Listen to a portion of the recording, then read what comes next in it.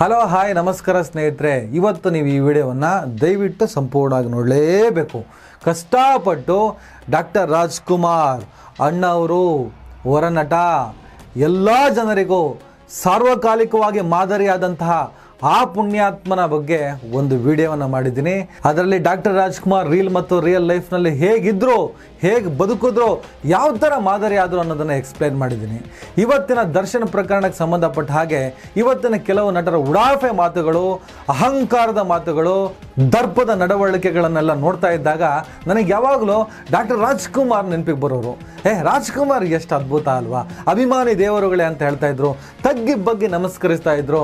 ಯಾರೇ ಆದರೂ ಯಾವುದೇ ಅಪರಿಚಿತ, ಯಾವುದೇ ಅಭಿಮಾನಿ ಅಪ್ಪಿತಪ್ಪಿ ಡಾಕ್ಟರ್ ರಾಜ್ಕುಮಾರ್ ಅವರನ್ನ ಭೇಟಿಯಾಗಿ ಹೋದ್ರೆ, ಎಲ್ಲಾದ್ರೂ ರಾಜ್ಕುಮಾರ್ ಅವ್ರಿಗೆ ಸಿಕ್ಬಿಟ್ರೆ ಸೀದಾ ಕರ್ಕೊಂಡೋಗಿ ಅವ್ರು ಊಟ ಮಾಡೋ ಟೇಬಲಲ್ಲಿ ಕೂರಿಸಿ ಊಟ ಮಾಡಿಸಿ ಯೋಗಕ್ಷೇಮ ವಿಚಾರಿಸಿ ಆಮೇಲೆ ಅವರ ಕೈಯನ್ನು ಹಿಡ್ಕೊಂಡು ಮನೆ ಗೇಟ್ವರೆಗೂ ಕರ್ಕೊಂಡು ಬಂದು ಬಿಟ್ಟು ಬಾಯಿ ಅಂತ ಹೇಳ್ತಾ ಇದ್ರಂತೆ, ಹೋಗಿ ಬನ್ನಿ ಒಳ್ಳೇದಾಗ್ಲಿ ಅಂತ ಹೇಳ್ತಾ ಇದ್ರಂತೆ. ಅಂತಹ ಗುಣ ಇದ್ದಂಥ ಡಾಕ್ಟರ್ ರಾಜ್ಕುಮಾರ್ ಅವರಲ್ಲಿ ಇವರ ನಿನ್ನೆ ಮೊನ್ನೆ ಬಂದವರ ನಡವಳಿಕೆಗಳು ಎಲ್ಲಿಂದ ಎಲ್ಲಿಗೆ ಹೇಗಿರಬೇಕು.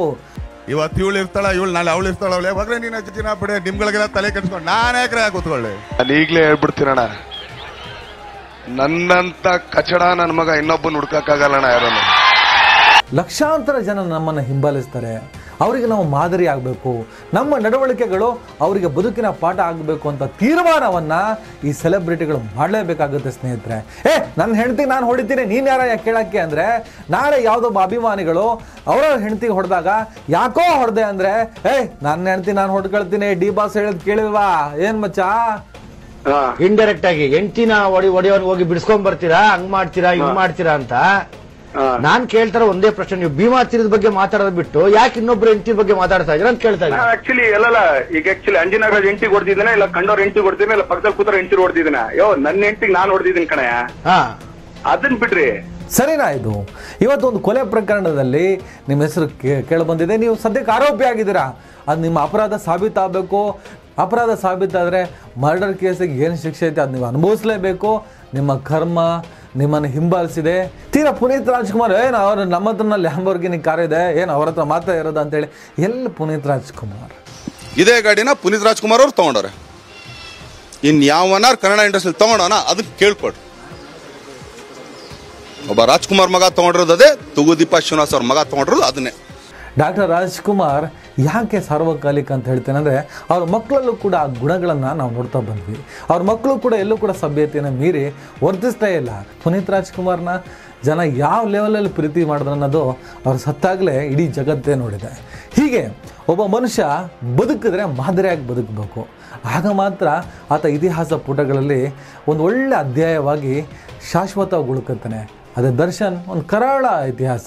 ನಡವಳಿಕೆಗಳೇ ನೋಡಿ, ಆಕ್ಸಿಡೆಂಟ್ ಆದರೆ ಹುಡುಗಿನ ಈ ತೊಡೆ ಮೇಲೆ ಕೂರಿಸ್ಕೊಂಡೆ, ಆ ತೊಡೆ ಮೇಲೆ ಕೂರಿಸ್ಕೊಂಡೆ, ಅವಳು ಬಿಟ್ಟೆ ಏನೋ ಒಂದು ಹೆಣ್ಣು ಮಕ್ಕಳಾದರೂ ಕೂಡ ಅಷ್ಟೊಂದು ಸಲೀಸಾಗಿ ಈಸಿಯಾಗಿ ಮಾತಾಡಿ ಬಿಸಾಕ್ಬಿಡ್ಬೋದಾ? ತಪ್ಪಲ್ವಾ?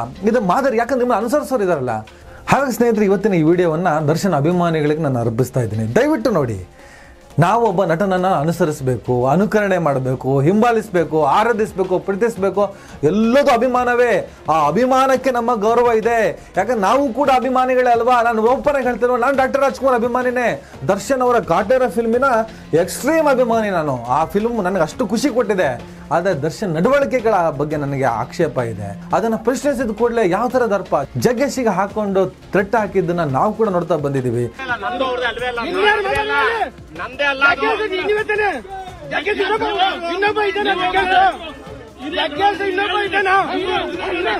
ಅವರು ಕೂಡ ಒಬ್ಬ ಹಿರಿಯ ನಟ ಅಲ್ವಾ, ಎಷ್ಟು ವರ್ಷ ಕನ್ನಡ ಚಿತ್ರರಂಗಕ್ಕೆ ಸೇವೆ ಸಲ್ಲಿಸಿಲ್ವಾ? ಅದೆಲ್ಲ ಮರೆತುಬಿಟ್ಟು ಆ ಥರ ಮಾಸ್ ಆಗಿ ಹೋಗಿ ಬೆದರಿಸೋದು, ರೋಡಿಸಮ್ ಮಾಡೋದು ಯಾಕೆ ಮಾಡಿದ್ರಿ? ಸಿನಿಮಾದಲ್ಲಿ ಮಾತ್ರ ರೀ ದರ್ಶನ್ ದಾಸ, ಸಿನಿಮಾದಲ್ಲಿ ಮಾತ್ರ ದರ್ಶನ್ ಕರಿಯ. ನಿಜ ಜೀವನದಲ್ಲಿ ಆತ ಒಬ್ಬ ಮನುಷ್ಯ, ಸಾಮಾನ್ಯ ಮನುಷ್ಯ. ಚಿತ್ರ ನಟರು ಸಿನಿಮಾಗಳನ್ನು ಮಾಡ್ತಾ ಶ್ರೀಮಂತರಾಗ್ತಾ ತಮ್ಮ ಬದುಕನ್ನು ಕಟ್ಕೊಳ್ತಾನೆ ಇಷ್ಟ ಆಗೋರು ಕಣ್ರಿ. ನಾವೇನು ಮಾಡ್ತೀವಿ? ಅಭಿಮಾನ ಅವರಿಗೋಸ್ಕರ ಸೀಮೆಣ್ಣೆ ಹಾಕೊಂಡು ಸುರ್ಕೊಳ್ಳೋದು ನೋಡ್ತೀರಾ, ಅವರಿಗೋಸ್ಕರ ಜೀವ ಕೊಡ್ತೀವಿ ಅನ್ನೋದು ನೋಡ್ತೀರಾ. ಅವ್ನು ಯಾವನ ಅಭಿಮಾನಿ, ಅವನೇನೋ ಅಶ್ಲೀಲ ಮರ್ಮಾಂಗದೇನೋ ಫೋಟೋ ಕಳಿಸ್ಬಿಟ್ಟಿದ್ದಂತೆ. ಯಾಕೆ? ಇನ್ನೊಬ್ರು ಸಂಸಾರ, ಅಣ್ಣನ ಸಂಸಾರ ಸರಿ ಹೋಗ್ಬೇಕು. ಯಾಕಂದ್ರೆ ನಿನ್ನ ಸಂಸಾರ ನೋಡ್ಕೋ.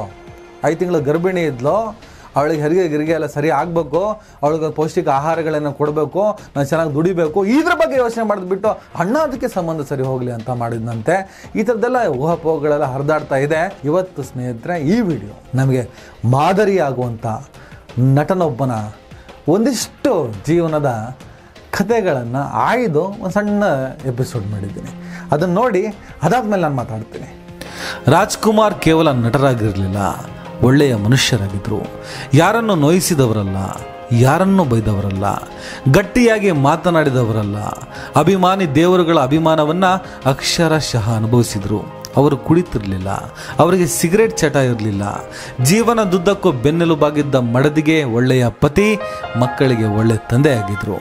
ಯಾರ ಜೀವನದಲ್ಲೂ ರಾಜಕೀಯ ಮಾಡಿದವರಲ್ಲ. ಬಹುಶಃ ಆ ಕಾರಣಕ್ಕೇನೋ ರಾಜಕಾರಣಕ್ಕೆ ಅವರು ಹೋಗಲಿಲ್ಲ. ಒಬ್ಬ ಮನುಷ್ಯ ವೆರಿ ಸ್ಪೆಷಲ್ ಎನಿಸಿಕೊಳ್ಳುವ ಎಲ್ಲ ಕ್ವಾಲಿಟಿಗಳು ಅವರಲ್ಲಿತ್ತು.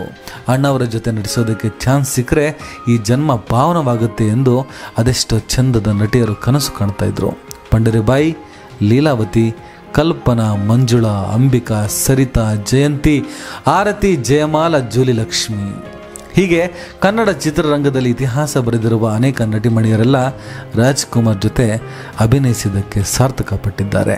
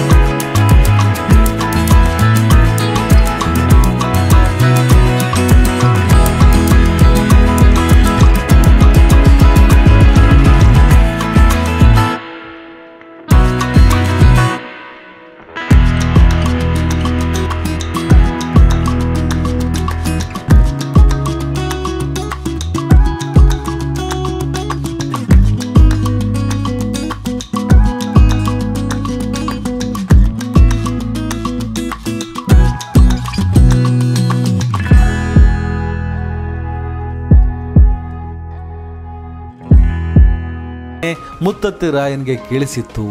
ಆ ಪುಟ್ಟ ಮನೆಯಲ್ಲಿ ಅದೊಂದು ದಿನ ಮಗುವಿನ ಅಳು ಕೇಳಿಸಿತ್ತು. ಭಗವಂತ ತಿದ್ದಿ ತೀಡಿ ಸೃಷ್ಟಿ ಮಾಡಿದ ಗೊಂಬೆಯಂತಹ ಮಗು ಹುಟ್ಟಿತ್ತು. ಅರ್ಹವಾಗಿ ಆ ಪುಟ್ಟ ಮಗುವಿಗೆ ಮುತ್ತುರಾಜ ಎಂದು ಹೆಸರಿಡಲಾಯಿತು. ಮಗು ಹುಟ್ಟಿದ ಗಳಿಗೆಯಿಂದೇನೋ ಆನಂತರ ಪುಟ್ಟ ಸ್ವಾಮಯ್ಯನವರಿಗೆ 3 ಮಕ್ಕಳಾದವು. ಮನೆ ತುಂಬ ಮಕ್ಕಳು, ಅರೆ ಹೊಟ್ಟೆಯನ್ನು ಹೊರೆಯಲಾಗದ ಬಡತನ. ಪುಟ್ಟ ಸ್ವಾಮಯ್ಯನವರು ಗುಬ್ಬಿ ವೀರ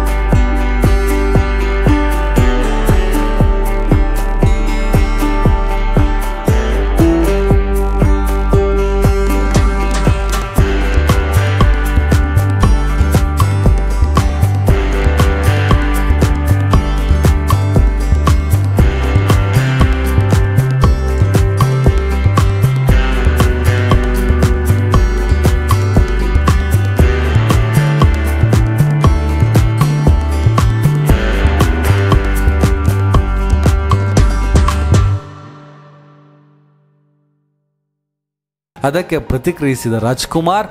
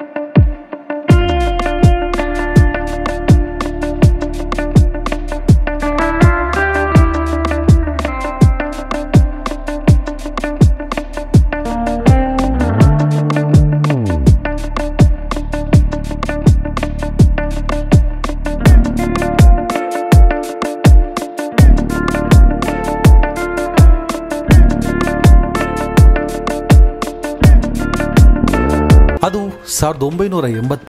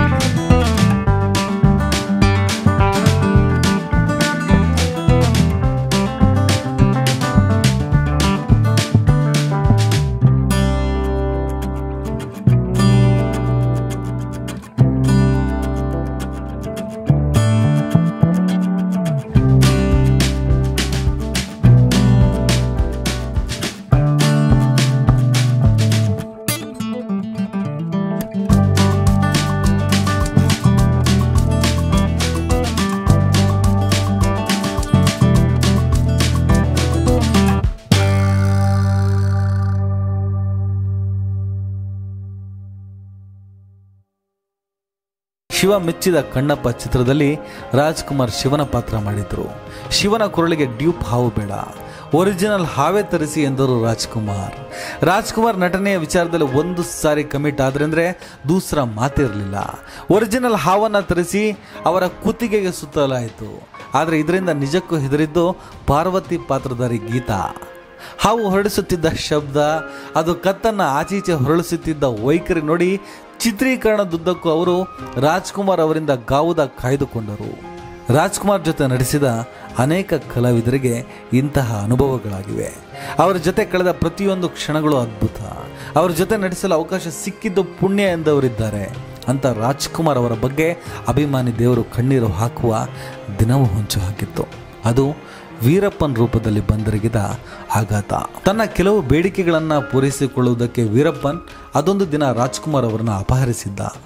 ಈ ಘಟನೆ ಕರ್ನಾಟಕ ಹಾಗೂ ತಮಿಳುನಾಡು ಸರ್ಕಾರಕ್ಕೆ ದೊಡ್ಡ ತಲೆನೋವಾಗಿ ಪರಿಣಮಿಸಿತ್ತು. ಅಭಿಮಾನಿಗಳು ಉದ್ರೇಕಗೊಂಡಿದ್ದರು. ಮುಂದೊಂದು ದಿನ 108 ದಿನಗಳ ಅಜ್ಞಾತವಾಸ ಮುಗಿಸಿ ರಾಜ್ಕುಮಾರ್ ಬಿಡುಗಡೆಯಾಗಿಯೂ ಬಂದರು. ಆದರೆ ಆ 108 ದಿನಗಳಲ್ಲಿ ಅವರು ವೀರಪ್ಪನ ಒಳಗಿದ್ದ ಮನುಷ್ಯತ್ವವನ್ನು ಬಡಿದೆಬ್ಬಿಸಿದರು. ಅವನಿಗೆ ಬದುಕಿನ ಮೌಲ್ಯಗಳ ಪಾಠ ಹೇಳಿದರು. ಅಲ್ಲಿದ್ದಷ್ಟು ದಿನ ಅವರು ನಿಷ್ಠಾವಂತ ಮೇಷ್ಟ್ರಾಗಿದ್ದರು. ವೀರಪ್ಪನ್ ವಿಧೇಯ ವಿದ್ಯಾರ್ಥಿಯಾಗಿದ್ದ. ಅಲ್ಲಿದ್ದಾಗಲೂ ರಾಜ್ಕುಮಾರ್ ಬೆಳಗ್ಗೆ ಬೇಗ ಎದ್ದು ಯೋಗ ಮಾಡ್ತಾ ಇದ್ರು, ಸೂರ್ಯ ನಮಸ್ಕಾರ ಮಾಡ್ತಾ ಇದ್ರು. ಅವರ ದಿನಚರಿಗಳಲ್ಲಿ ಯಾವ ಬದಲಾವಣೆಯೂ ಆಗಲಿಲ್ಲ. ಇವೆಲ್ಲವನ್ನ ಗಮನಿಸುತ್ತಿದ್ದ ವೀರಪ್ಪನ ಒಂದು ದಿನ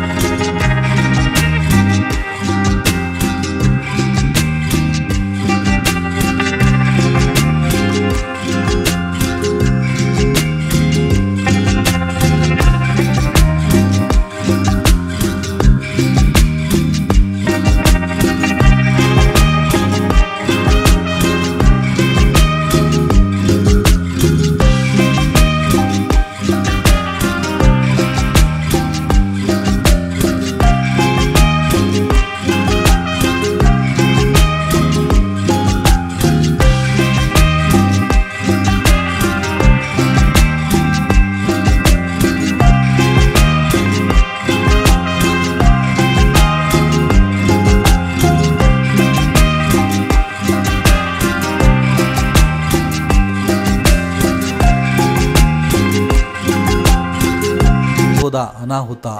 ನಿಜವಾದ ಅಭಿಮಾನಿ ಅಣ್ಣವರ ಅಂತಿಮ ಸ್ಪರ್ಶಕ್ಕೆ ಮಾತ್ರ ತವಕಿಸುತ್ತಿದ್ದ.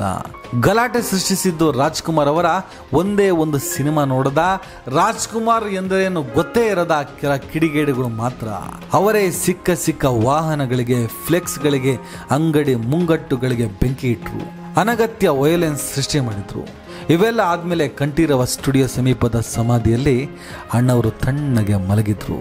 ಅವರು ತೀರಿ ಹೋಗಿ ಇಷ್ಟು ವರ್ಷ ಕಳೆದರೂ ಇವತ್ತಿಗೂ ಅವರನ್ನು ಆರಾಧಿಸುವುದನ್ನು ಅಭಿಮಾನಿ ದೇವರು ಮರೆತಿಲ್ಲ. ಅವರ ಸ್ಮಾರಕದಲ್ಲಿ ಮದುವೆ ನಡೆಯುತ್ತೆ, ಮಗುವಿನ ನಾಮಕರಣ ನಡೆಯುತ್ತೆ. ವೃದ್ಧರಿಂದ ಹಿಡಿದು ಚಿಕ್ಕ ಮಕ್ಕಳ ತನಕ ಅವರನ್ನು ಅಭಿಮಾನಿಸಿದವರಿಲ್ಲ, ಅನುಸರಿಸಿದವರಿಲ್ಲ. ರಾಜ್ಕುಮಾರ್ ಪರ್ವ ಮುಗಿದು ಹೋಗಿರುವುದು ನಿಜ, ಆದರೆ ಅವರು ಬಿಟ್ಟು ಹೋದ ನೆನಪುಗಳು ಯಾವತ್ತಿಗೂ ಜೀವಂತ. ಅಂತಿಮವಾಗಿ ಅಣ್ಣವರ ಬಗ್ಗೆ ಏನಾದರೂ ಹೇಳಬೇಕು ಅಂತಿದ್ರೆ ಹೀಗೆ ಹೇಳಬಹುದಷ್ಟೇ, ಅಣ್ಣ ಒಂದು ಸಾರಿ ಹುಟ್ಟಿ ಬಾ ಪ್ಲೀಸ್.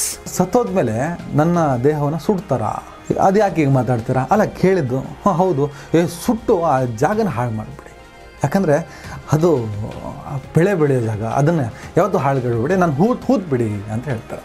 ಯಾರೋ ಒಬ್ಬ ನಟ ಚೇರ್ ಹಾಕ್ತಾರೆ, ಕೂಡೋ ಟೈಮಲ್ಲಿ ಆ ಚೇರ್ನ ಎಳಿತಾನೆ, ರಾಜ್ಕುಮಾರ್ ನೆಲಕ್ಕೆ ಬೀಳ್ತಾರೆ. ಸಾವರಿಸ್ಕೊಂಡು ಎದ್ದು ನಿಂತು ಏನು ಹೇಳ್ತಾರೆ ಅಂತ ಗೊತ್ತಾ? ನಾನು ಚೇರೇನು ನೋಡಲಿಲ್ಲ, ಹಾಗೆ ಬಿದ್ದುಬಿಟ್ಟೆ ಅಂತಾರಂತೆ. ಗೊತ್ತಿದೆ ಅವರಿಗೆ ಏನು ತಳ್ಳಿದಾನಂತ. ಆ ತಾಳ್ಮೆ, ಆ ಸಭ್ಯತೆ, ಆ ಗುಣ ಅಷ್ಟರ ಮಟ್ಟಿಗೆ ಯಾರೂ ಇರಲಿಲ್ಲ ಬಿಡಿ. ತೀರಾ ಅಂಬರೀಷ್ ತಗೊಳ್ಳಿ, ವಿಷ್ಣುವರ್ಧನ್ ತಗೊಳ್ಳಿ. ವಿಷ್ಣುವರ್ಧನ್ ಅಂತೂ ಸಭ್ಯತೆಯಿಂದ ಬದುಕಿದ್ರು. ಅಂಬರೀಷ್ ರಗಡ್ ಆಗಿ, ಸ್ಟ್ರೈಟ್ ಆಗಿ, ನೇರವಾದಿಯಾಗಿ ಬದುಕಿದ್ರು ಕೂಡ ಯಾವತ್ತೂ ಕೂಡ ತನ್ನ ಸಭ್ಯತೆಯ ಎಲ್ಲೆಯನ್ನು ಮೀರಿ ವರ್ತಿಸಲೇ ಇಲ್ಲ. ಕನ್ನಡ ಚಿತ್ರರಂಗದಲ್ಲಿ ಒಬ್ಬ ರಾಜ್ಕುಮಾರ್ ಆಗೋದಕ್ಕೆ ಬಹುಶಃ ಯಾರ ಕೈಯಿಂದನೂ ಸಾಧ್ಯ ಇಲ್ಲ. ಅಲ್ಲಿ ಎಳ್ಳಷ್ಟು ಕೂಡ ನನ್ನ ಪ್ರಯತ್ನ ಈ ಸಿನಿಮಾ ರಂಗಕ್ಕೆ ಬರಬೇಕು, ಇಂಥ ಒಂದು ಸ್ಥಾನನ ಗಳಿಸ್ಕೋಬೇಕು, ಇಷ್ಟು ಎತ್ತರವಾಗಿ ಬೆಳಿಬೇಕು ಅನ್ನತಕ್ಕಂಥ ಯಾವ ಆಶಾ ಭಾವನೆಯೂ ನಾನು ಹೊತ್ತುಕೊಂಡಿದ್ದವನಲ್ಲ. ಇವತ್ತಿಗೂ ಅದು ನನ್ನಲ್ಲಿ ಇಲ್ಲ. ಅದಿಲ್ಲದೆ ಇರೋದ್ರಿಂದಲೇ ನಿಮ್ಮ ಪ್ರೀತಿ, ಆ ದೇವರ ಅನುಗ್ರಹ ಇದೆಲ್ಲ ತಾನಾಗೇ ನನ್ನನ್ನು ಹುಡುಕೊಂಡು ಬಂತು, ಒಬ್ಬ ಮನುಷ್ಯನನ್ನ ಮಾಡಿ ನಿಲ್ಲಿಸಿದೆ.